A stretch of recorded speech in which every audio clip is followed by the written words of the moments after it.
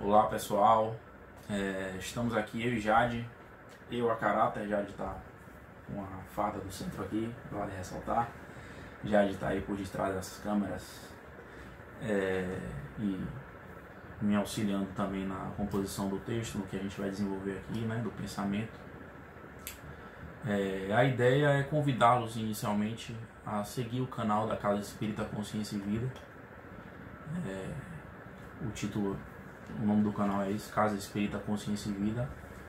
Jade e Marisa, né, acabaram há pouco tempo criando aí, diante desse momento, a gente viu a necessidade de criar essa ferramenta aí para a gente estar utilizando, carregando vídeos e, apesar de afastados momentaneamente, para que não deixemos de estar juntos e os estudos se continuem acontecendo e a gente possa estar carregando vídeos, palestras e as doutrinárias, com a ideia que a gente está propondo aqui hoje, né? A gente está fazendo essa experiência da primeira doutrinária, da primeira palestra carregada no canal do YouTube.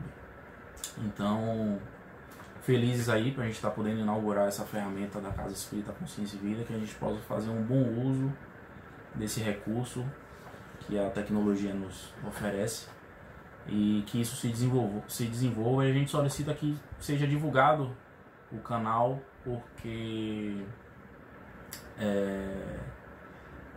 pra gente, quanto mais seguidores tiver, acho que acima de 1000 seguidores, a gente tem a possibilidade de inclusive fazer ao vivo, com a gente interagindo, comentando, o que é uma ferramenta bem legal, bem bacana que o YouTube fornece, tá? Então sigam, divulguem seus familiares, amigos. É uma ferramenta importante para a casa aí no desenvolvimento desses novos tempos que a gente está vendo surgir aí. O tema, a gente vai do estudo de hoje, da abordagem que a gente se propôs a fazer hoje, que a casa colocou na programação das doutrinárias.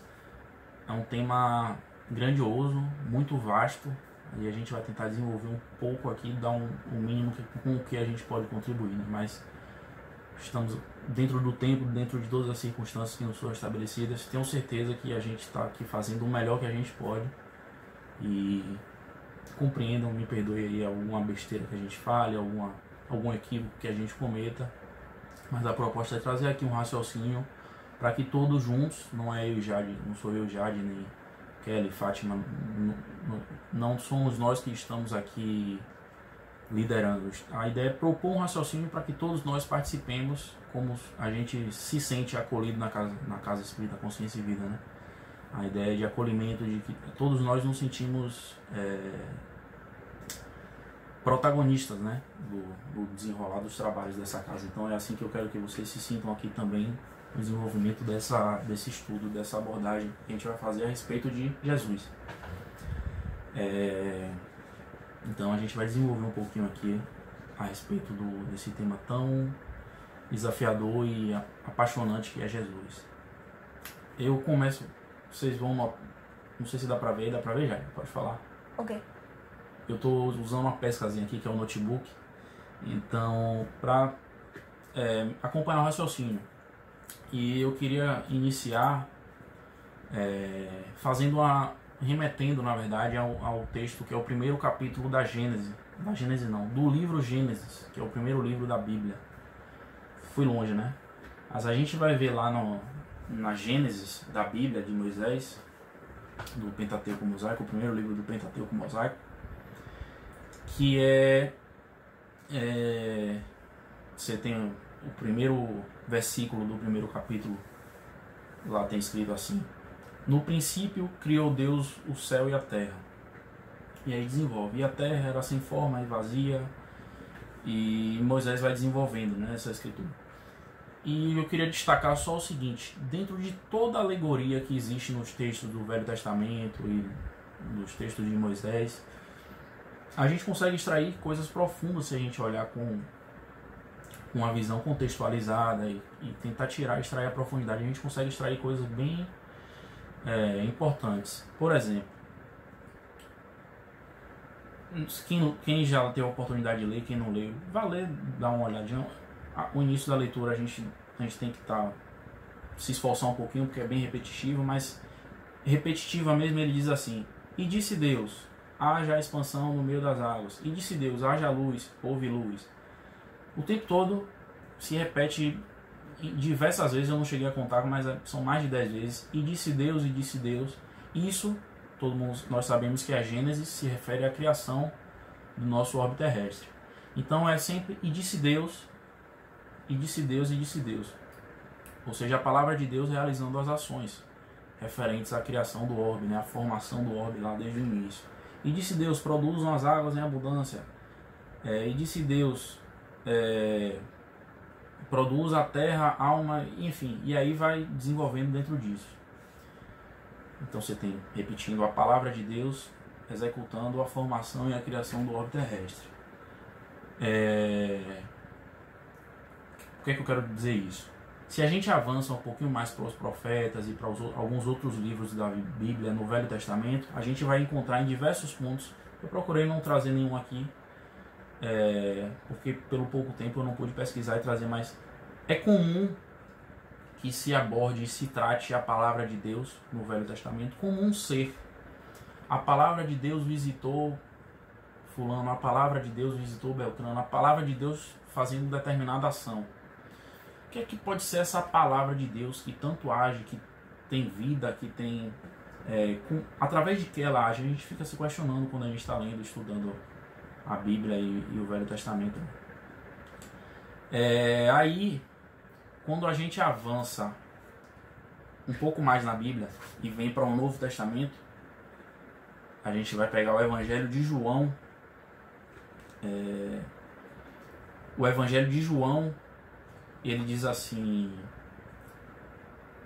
o Evangelho vai falar sobre Jesus, e João começa falando de Jesus de uma maneira muito linda, muito bela, inclusive fazendo referência ao primeiro versículo do primeiro capítulo da Gênesis. Eu vou repetir o primeiro versículo do primeiro capítulo da Gênesis, que diz assim: no princípio criou Deus o céu e a terra. João inicia assim: no princípio era o verbo, e o verbo estava com Deus, e o verbo era Deus. Quando a gente pensa em palavra, verbo, a gente tem você tem aí uma congruência de palavras, né? Você consegue enxergar. O verbo é a palavra agindo.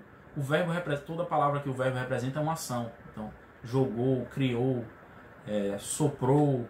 Então é o verbo, o verbo é a palavra em ação. Então no princípio era o verbo, e o verbo estava com Deus, e o verbo era Deus. João está fazendo o Evangelho aqui, está falando do Evangelho, está falando de Jesus.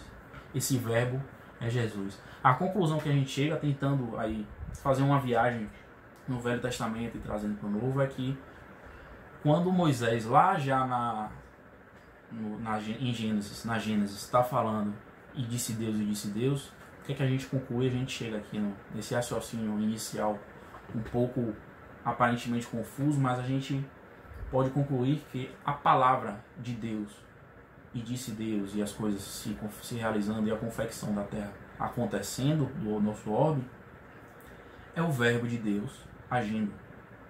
Então a gente sabe, hoje o Espiritismo nos diz, a obra espírita nos diz, que Jesus é o governador da terra, é o Espírito responsável pela nossa estadia, pelo nosso desenvolvimento, pela evolução de todos esses mais de 20 bilhões de espíritos aqui ao redor desse orbe.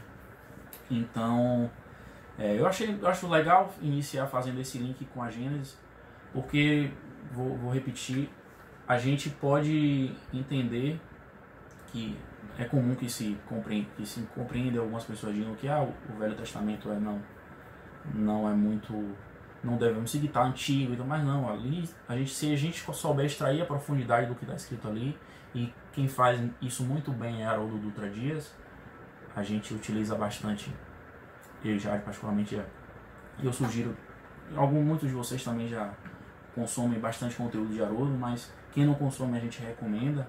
Ele faz isso de uma maneira muito bela e faz esses raciocínios de maneira muito que encantam a gente, né? Então é uma referência para o que a gente está falando aqui. A Haroldo fala bastante isso. Então, se a gente fizer esses paralelos, a gente extrai coisas que a gente fica assim realmente encantado. Então, iniciar justificando nesses dois textos, João, Gênesis, e citando também alguns profetas do Velho Testamento, que de fato, como o Espiritismo já não traz a informação de maneira mais clara, aí sem alegorias, Jesus é o governador do nosso orbe. Jesus é o Espírito que realizou a confecção, a formação da Terra, desde o primeiro desprendimento da nebulosa solar, e aí a conformação, Jesus que realizou isso. É evidente que, se a gente acha que a gente entende de logística, ele contou com alguns trabalhadores, alguns colaboradores. Isso a gente deve imaginar também. E o que é que eu quero dizer com isso? Jesus, se a gente parar para refletir, a Terra, a ciência hoje já chegou em alguns dados que a Terra foi construída, a formação da Terra se deu 4,5, 4,7 bilhões de anos atrás. Se Jesus era a palavra de Deus lá fazendo isso, e Deus disse, e realizando essa formação da Terra, era o Espírito que estava promovendo, liderando a promoção dessa construção desse orbe.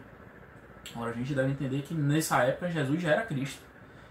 Jesus já era puro. Então, já entrando um pouco mais no tema aqui, Jesus, 4,5 bilhões de anos atrás, Jesus já era um espírito puro. Nessa época, quando a Terra começou a ser desenvolvida, a ser formada, Jesus já havia, há muito tempo antes disso, passado pelo processo pelo qual estamos passando aqui. A literatura A Caminho da Luz, algumas obras espíritas nos trazem informação de que os planetas ou estrelas onde Jesus fez o seu processo de evolução, que é o que a gente está fazendo aqui, não existem mais, já viraram poeira cósmica. Então é muito interessante pensar isso para a gente ter a dimensão do tamanho desse espírito, tá? E é importante destacar também que Jesus é um espírito crístico, que ele é responsável pelo nosso orbe terrestre, mas a gente conta também com uma pleiade disso. A gente, assim, o universo, né? Quando eu quero dizer a gente, eu digo o universo. Cada planeta tem um espírito, tem um Cristo que é responsável pela sua formação. E aí o sistema solar em si tem um Cristo responsável pela condução, pelo processo de evolução do sistema solar. Então a gente tem, estamos bem, como é que eu posso dizer, amparados. Nos acalmemos que esses espíritos todos estão olhando por nós. E é claro, mais próximo da gente, de maneira mais direta, na figura de Jesus. Perfeito? Então a gente, dito isso, então Jesus vem sendo responsável. Jesus é esse ser, falando de Jesus é esse ser, é esse espírito que vem sendo responsável pela nossa evolução, pelo nosso desenvolvimento, desde o início da formação do orbe terrestre, desde da formação da matéria, do desprendimento da nebulosa solar, eu falei aqui, e aí a formação da Terra, né, de maneira material, até a Terra virar um mundo transitório. A gente, não vou me recordar agora qual é a pergunta, mas no Livro dos Espíritos tem um tema lá que é mundos transitórios, e a Terra, outrora, já foi um mundo transitório, que é basicamente um mundo onde não há, é estéril, né? Não tem capacidade de ser desenvolvida vida de seres encarnados. Isso pode servir a estadia momentânea de espíritos que eventualmente possam passar algum tempo mais longo na erraticidade de outros planetas, podem habitar o mundo transitório, mas vida encarnada não tem possibilidade. Então a Terra passou por esse processo desde o seu início de formação, sob a liderança de Jesus, a condução de Jesus. E esse Jesus vem ligado ao orbe terrestre desde então, até o início das primeiras formas de vida no nosso planeta, das formas de vida mais complexas, as primeiras células, que aí a ciência vem encontrando evidências cada vez mais antigas, né? E já sabe que iniciou a vida na água, e explica de maneira cada vez mais. Quanto mais se avança a ciência, mais detalhe nos dá a respeito de tempo, de como foi essa conformação, apesar de estarmos ainda muito longe evidente de uma compreensão completa do ponto de vista material, mas ao longo dos tempos se tem avançado muito nesse sentido. Então a gente sabe que tem o acompanhamento de Jesus desde esse início aí, até o desenvolvimento dos reinos, né, minerais, do reino mineral, do reino vegetal, e as formas de vida vão avançando. A gente tem aí no darwinismo a evolução das espécies, até chegar na sociedade que a gente tem hoje, apesar de tudo, a gente está vendo um momento aí de um pouco de turbulência que estamos vivendo, mas estamos no nosso melhor momento sempre. Isso é importante a gente estar lembrando. E para chegar até aqui, a gente teve evidente que como é que se dá o auxílio das forças que nos coordenam, que coordenam a nossa trajetória, a nossa evolução. Esse auxílio se dá através da ação direta, evidente, e também de uma coisa chamada revelações. A gente tem algumas revelações, as forças, né, e a espiritualidade que coordena a nossa evolução, o tempo todo ao longo da história fez diversas revelações. Desde o surgimento do homem, do primeiro homem, a gente teve infinitas revelações. Então, a gente vem ver no Espiritismo um resumo das três principais. Se a gente pegar o Evangelho, lá no capítulo 1 do Evangelho segundo o Espiritismo, a gente vai ver lá esse capítulo falando sobre as revelações, e traz lá a primeira revelação na figura de Moisés, que a gente entende hoje, né, que é o judaísmo de uma maneira geral, já entrando ali um pouco avançando. Então passou sob a coordenação de Jesus, sob a governadoria dele, esse processo todo de evolução do mundo material, né, terrestre, e avançando até as primeiras formas de vida, desenvolvimento dos reinos mineral, vegetal, animal, até o surgimento do primeiro homem. E o homem avançou enquanto sociedade, sempre com diversas revelações, mas o Espiritismo traz as três principais, e a primeira delas é Moisés, que vem trazer a ideia de um Deus único, vem organizar um povo ali, né, que o povo hebreu que vive de uma maneira muito mais primitiva do que o que a gente vive hoje, mas vem principalmente trazer essa ideia do Deus único, a ideia de justiça, e vem trazer algumas informações que foram importantes. Inclusive, um dos motivos que o Espiritismo, que a espiritualidade colocou como primeira revelação, é porque ainda hoje a lei mosaica, né, e o que Moisés revelou influencia códigos civis, leis em muitos países no mundo, inclusive no nosso. Tem as faculdades de direito estudam, inclusive até hoje, as leis de Moisés e a concepção de tudo isso, que foi importante e de acordo, né, em sintonia com o grau de adiantamento do povo naquela época, de 4.500 anos atrás. 4.000 anos atrás. Então, temos aí na figura de Moisés a primeira revelação. E avançando um pouco mais no tempo, ao em torno de 1.500 anos depois de Moisés, a gente tem a segunda revelação que o Espiritismo entende. A terceira vai ser o próprio Espiritismo, mas a segunda revelação na figura de Jesus. Quando Jesus é revelado ao ser humano, a gente sempre teve, desde o início, né, a gente, na nossa consciência e no nosso íntimo, enquanto ser humano, sempre teve uma ligação com o sobrenatural, com Deus, com o divino, e aí primitivamente levando isso às figuras da natureza e às forças que ele não conseguia compreender, sempre teve essa ligação com Deus. A gente vai avançar muito nisso com Moisés, e mais ainda com a vinda, né, com a vinda de Jesus ao nosso orbe, que é a segunda revelação, como eu falei. E aí eu vou remeter novamente ao livro de João, da Bíblia, o Evangelho de João, quando no versículo 14, ainda no primeiro capítulo, ele diz lá: "E o Verbo se fez carne e habitou entre nós, e vimos a sua glória como a glória do unigênito do Pai, cheio da graça e da verdade.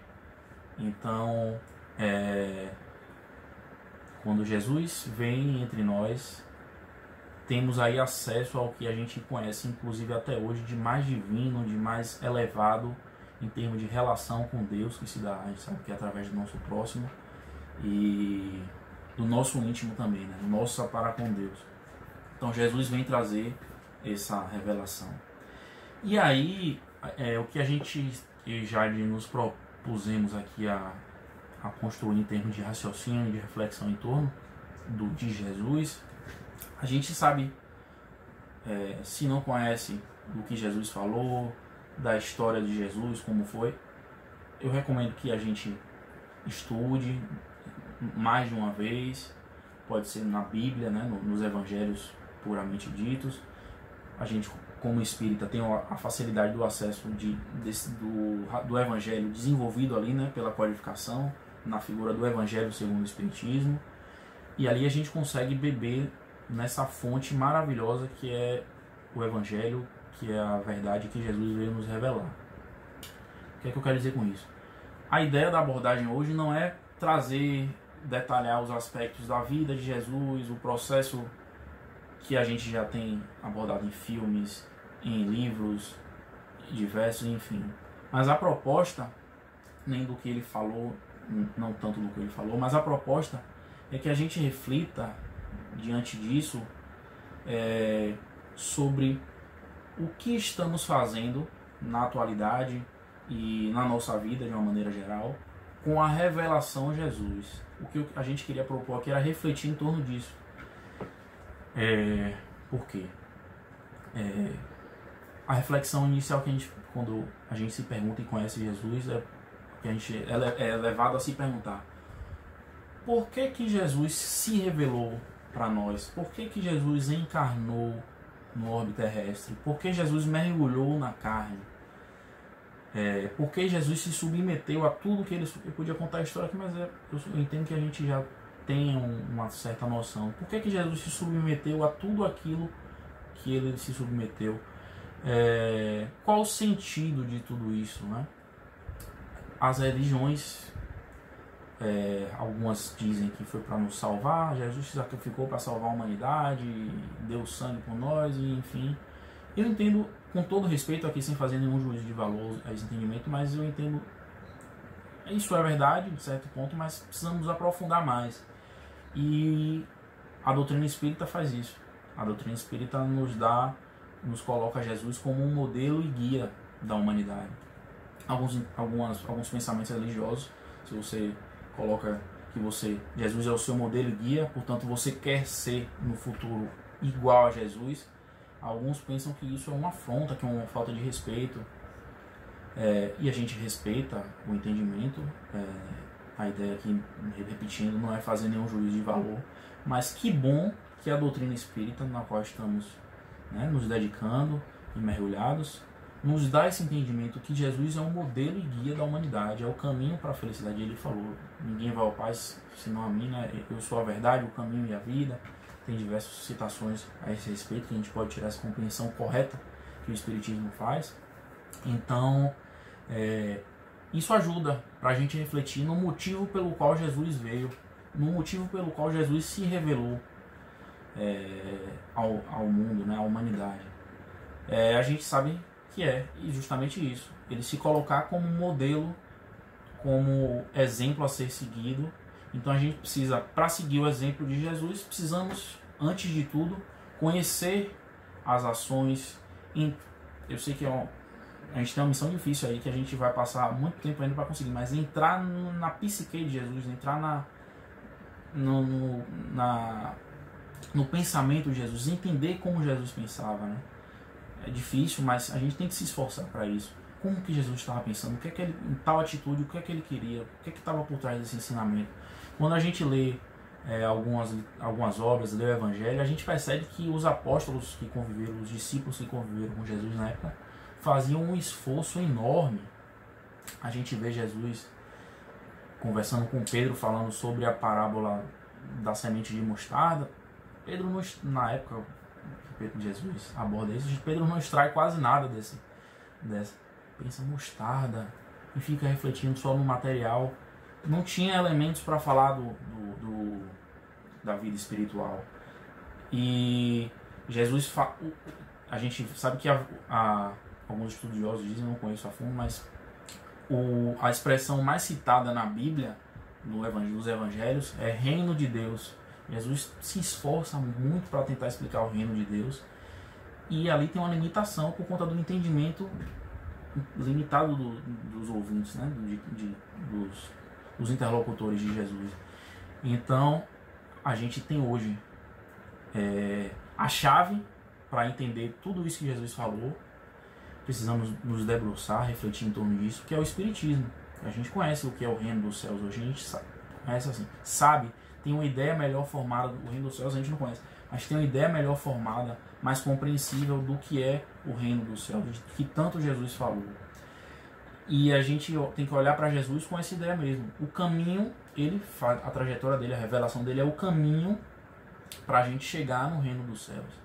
Então, a reflexão que a gente propõe é essa. O que é que estamos fazendo com essa revelação que Jesus trouxe? O que é que estamos nós hoje, espíritas, 150 anos depois de Kardec, 150? Ou mais, 150 anos aproximadamente depois de Kardec, o que estamos fazendo com essa revelação que é Jesus? Né? De que maneira nós estamos aplicando a revelação Jesus às nossas vidas? E estamos num momento muito oportuno e muito feliz, no sentido de que é uma boa oportunidade para fazermos essa reflexão, é muito importante para fazermos essa reflexão. O Espiritismo nos dá a chave para entender a moral estranha de Jesus, voltando, repetindo aqui, porque Jesus se submete a todo esse sofrimento na terra, toda a zombaria.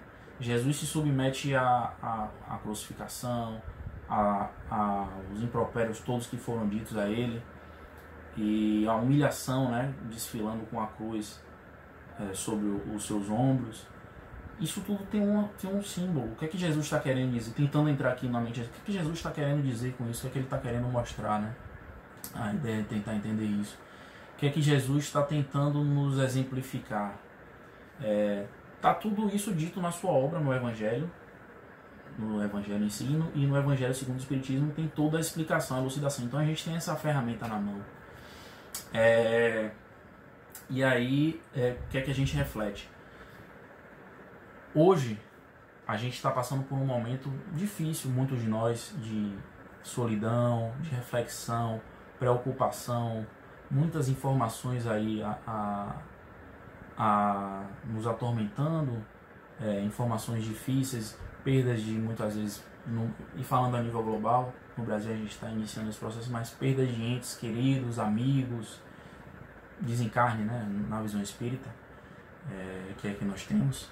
Então, a gente está usando a revelação Jesus ao nosso favor nessa tempestade pela qual estamos passando. A reflexão é essa.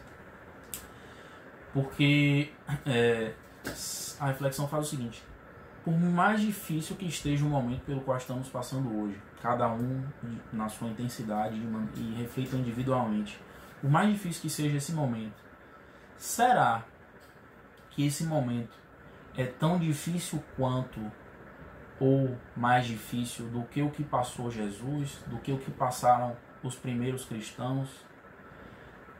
A gente conhece, aí eu vou fazer uma pergunta não com soberba, mas para refletir. A gente conhece a história do cristianismo primitivo? Se não conhecemos, conheçamos, porque é importante a gente entender pelo que passaram esses primeiros cristãos, o quão era difícil ser cristão à época. E a gente tem inúmeros testemunhos, não só de Jesus o maior de todos, mas é comum que a gente ouça: veja o que, quando a gente diz assim, veja o que Jesus fez, Jesus passou por tudo aquilo e sendo grato e sereno e sem se atormentar. É comum que nos respondam: mas Jesus é Jesus, mais uma vez colocando Jesus como algo muito distante, o que nós nunca iremos alcançar. Ok, tudo bem, está muito longe, mas olha então os primeiros cristãos, Pedro, os outros discípulos diretos, Paulo, o apóstolo que veio posteriormente. Então, nos inspiremos no exemplo então desses outros irmãos que colaboraram com a obra do Evangelho. Que se a gente pega todos os discípulos, os apóstolos mais próximos, os discípulos de Jesus, eram homens comuns. Inclusive esse é um dos fatores para que nos identifiquemos com eles. Pedro tinha, a gente encontra nos apóstolos ali, nos discípulos, todos os defeitos que temos na humanidade, cada um deles com uma característica que nós podemos nos identificar com cada um deles. Então a gente tem ali homens comuns, evidente que tiveram contato com Jesus, contato esse que nós também, por que não, estamos tendo. Temos um contato direto com Jesus através das revelações da doutrina espírita, nos é trazido através dos textos que lemos dele, porque não podemos dizer que temos contato direto com Jesus também. Então esses homens, simples e como nós somos, tiveram contato com Jesus e se transformaram. Por que não podemos fazer isso também? Se iluminaram. Então quando eu digo para a gente conhecer o cristianismo primitivo, vamos conhecer como é que esses homens, depois do contato com Jesus, que nós também estamos tendo, como é que esses homens passaram a pautar as ações dele. O que é que eles fizeram depois disso? É evidente que caíram no início, todos deles, a maioria deles, mas se reergueram com maestria depois. Então, a gente tem ali exemplos a serem seguidos. A exceção de João, a maioria, os outros apóstolos todos foram martirizados, Pedro crucificado de cabeça para baixo, foram também terríveis. A gente fala menos, né, evidentemente, a gente fala menos do sacrifício dos apóstolos do que dos discípulos, do que falamos sobre o sacrifício de Jesus, óbvio. Mas é interessante também a gente conhecer os primeiros cristãos depois sacrificados nos circos, né, devorados pelas feras, pendurados em troncos, recebendo açoites diversos, sendo queimados. Como é que estava a cabeça desses irmãos cristãos aí? Será que esse sofrimento é menor do que o que menor do que o que estamos passando hoje? Não, era muito maior. Mas eles estavam já sublimados. Eles, se a gente conhece, tem diversos testemunhos onde eles estão queimados, mas sendo queimados, devorados por feras, mas com um olhar sereno. Eles estão elevados, com o pensamento elevado. Eles não estão habitando aquele corpo ali mais. Jesus ou a espiritualidade já os acolheu. Então a gente deve se apegar nesses exemplos sempre, para a gente poder transpor essas barreiras, essas dificuldades pelas quais passamos hoje e continuaremos a passar ainda por um bom tempo. Então a reflexão que a gente traz, que tenta trazer hoje, é esse respeito. Como é que estamos, né? Como é que estamos utilizando essa revelação, chamar de ferramenta é um pouco grosseiro, mas é uma ferramenta que temos ao nosso favor. Como é que estamos utilizando essa revelação que é Jesus para encarar as nossas dificuldades? Estamos num momento passando por um desafio grande de nos voltar à solidão, muitas vezes, da nossa casa. Quem não está na solidão, muitas vezes, é obrigado a fazer um intensivão, né, que a gente chama assim, de maneira intensiva, o convívio familiar, que a gente sabe que muitas vezes não é dos melhores, é dos mais desafiadores, e esse é um dos propósitos da família. A gente está sendo desafiado a conviver de maneira mais intensa com os nossos familiares. A gente está, muitos de nós, passando por privações financeiras, o horizonte da vida material está um pouco incerto. Temos diversas incertezas olhando do ponto de vista material. Mas nós temos a oportunidade de ter do nosso lado, de um outro, atrás, na frente, em cima, dentro de nós, nos cercar dessa revelação que é Jesus, que é que Jesus nos falou em cada palavra dele. Estamos internalizando isso, estamos utilizando o exemplo de Jesus para lidar com o nosso próximo, e aí com os nossos familiares, nas relações do dia a dia, nas dificuldades do dia a dia. Estamos utilizando o exemplo de Jesus para olhar o nosso próximo, que não está tão próximo quanto a família, mas está ali do lado, que está passando por necessidade tanta quanto nós ou mais do que nós. Será que estamos usando o exemplo de Jesus para olhar sobre esse aspecto? Então, acima de tudo, é usar essa ferramenta, esse recurso, essa revelação para nos tranquilizarmos, para termos confiança e continuarmos agindo, seguindo o exemplo dele. Não só nos tranquilizando inicialmente, né, nos amando, nos colocando de maneira mais segura, para também levar essa ferramenta que nós temos, esse recurso que nós temos, para os nossos irmãos. E aí o recurso de tempo, de financeiro, hoje a gente consegue se conectar à distância, a ferramenta não precisa estar próximo. Se tiver que levar algum recurso material, tome todos os cuidados, fazer doações, não deixemos de manter esse trabalho de auxílio ao próximo, tantos que estamos precisando, dividir, divulgar e ir pessoalmente levar, tomando todos os cuidados. Se a gente olhar um pouquinho para o lado aí com cuidado, a gente vai ver que tem irmãos passando necessidade. Então pautar nossas ações, nossa vivência em Jesus, seguir esse exemplo, né? Que é o que a proposta, inclusive, da revelação foi essa. Então a ideia, já estávamos conversando mais cedo, então justamente isso. Não nos apegarmos na abordagem aqui somente a palavra, a história, Jesus, filho de Maria, a trajetória de Jesus.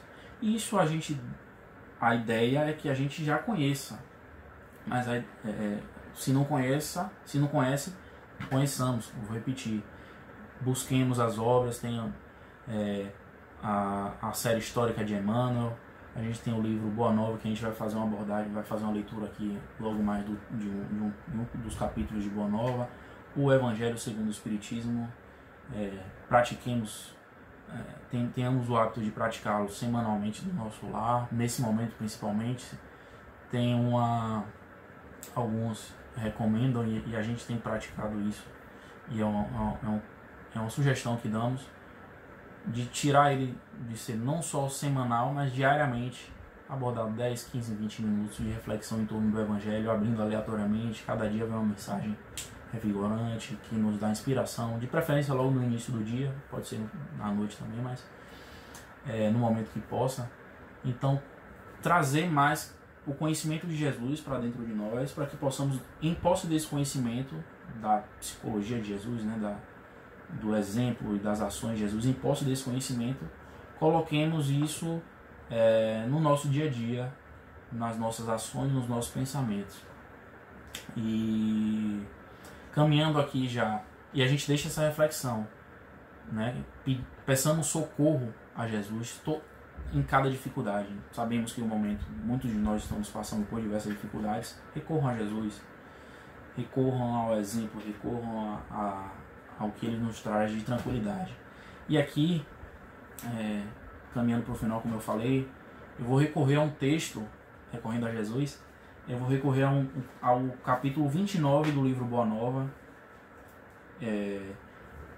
psicografado por Chico Xavier, pelo espírito de Humberto de Campos. O capítulo 29 vai falar sobre... São 30 capítulos, cada capítulo traz um tema, traz uma passagem da vida de Jesus com seus ensinamentos, com os discípulos, e enfim. No capítulo 29, especificamente, ele trata sobre os 500 da Galileia. O cenário, nesse momento, Jesus já foi crucificado, já realizou as aparições em Jerusalém, né? A chamada ressurreição, como a religião que a gente sabe que Jesus apareceu lá em espírito para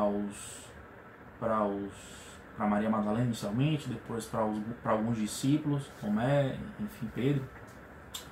E já fez isso, e o cenário é o pós-crucificação.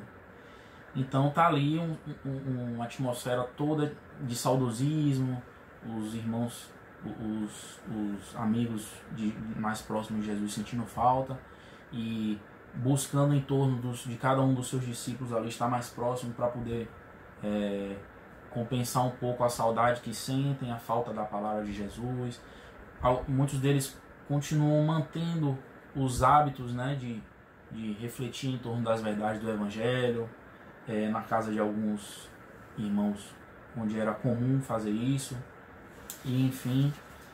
E aí até o momento em que Humberto de Campos, eu não vou saber descrever com a beleza que ele escreve aqui, mas ele vai descobrindo que até o momento que um certo dia a atmosfera, os amigos, né, se sentem por instinto ou por de uma certa premonição, sentem a atmosfera um pouco diferente e tem uma certa percepção ali de que um sentimento de que Jesus vai voltar, vai aparecer lá em Jerusalém, e de certa forma reúnem-se ali 5 centenas, né, os 500 com os discípulos em determinado local de Jerusalém, e de fato eles percebem uma mudança no ambiente até que todos são levados a fazer um silêncio muito grande e uma oração e meditação a respeito desse sentimento que eles estão tendo ali,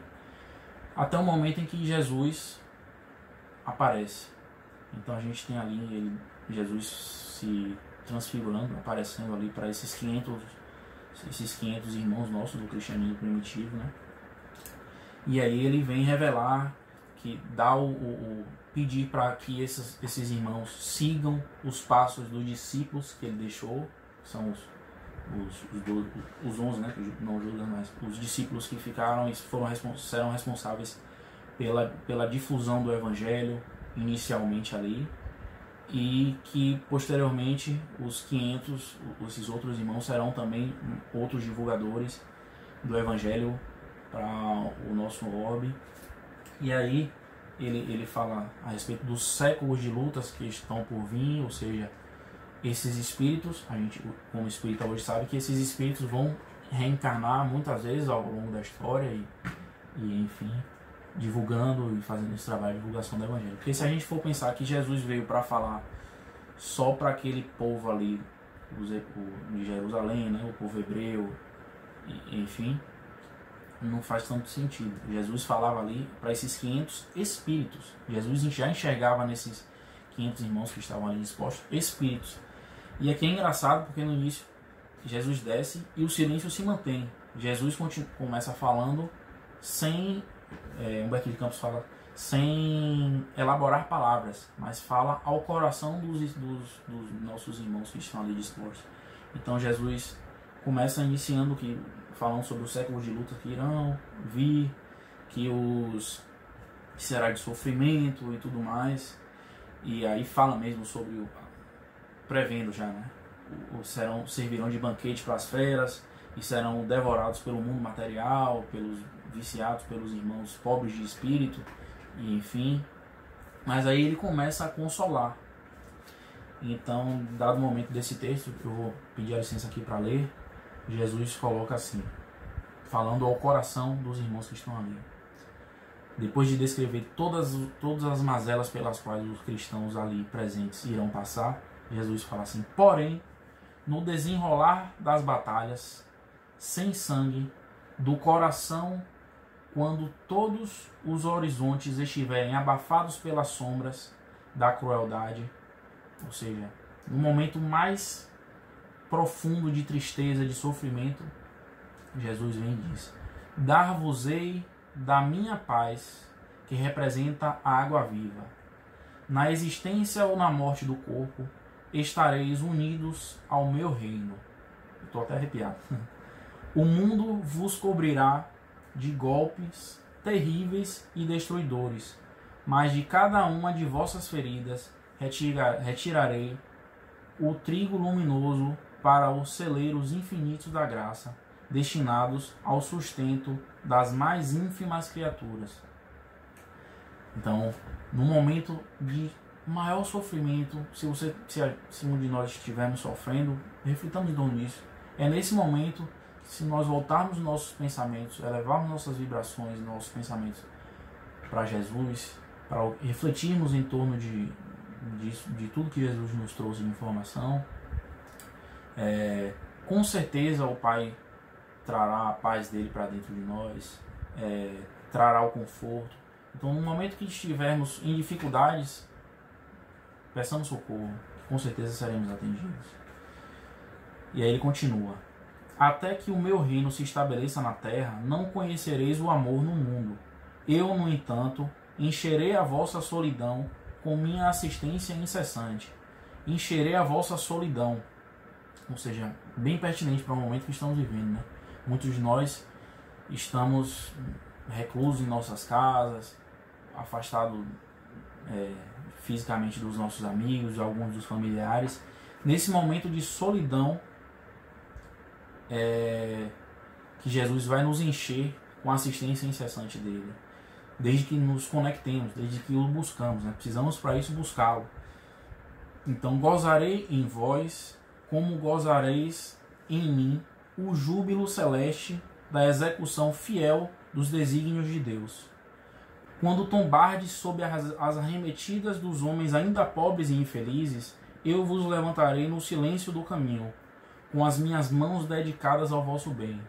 Então, o momento em que caímos é o momento que Jesus vai nos levantar, desde que estejamos buscando a conexão com Ele. Sereis a união onde houver separatividade. Sereis o sacrifício onde existir o falso gozo. A claridade onde campearem as trevas. Porto amigo edificado na rocha da fé viva, onde pairarem as sombras da desorientação. Sereis meu refúgio nas igrejas mais estranhas da terra, minha esperança entre as loucuras humanas, minha verdade onde se perturbe a ciência incompleta do mundo. Ou seja, Jesus, na verdade, nós, nos colocando aqui já como seguidores e como estudantes, né, da doutrina espírita e, consequentemente, cristãos, devemos ser tudo isso aqui, né? Nos momentos de dificuldade devemos ser a luz. E ele fala que, de fato, no sofrimento pelo qual passaremos, é onde ele nos amparará, não nos deixará desamparados, desde que tentemos nos conectar com ele.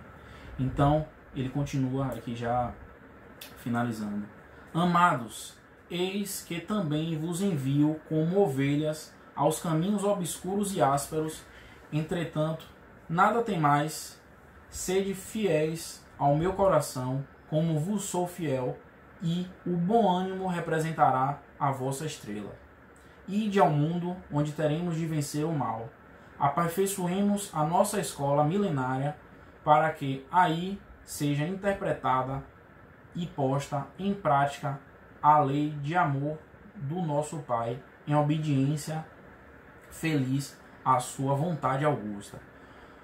Ou seja, Jesus está colocando para todos esses irmãos que estão lá, né, durante essa revelação dos 500 da Galiléia, eu entendo que aí está fundamentada a pedra inicial.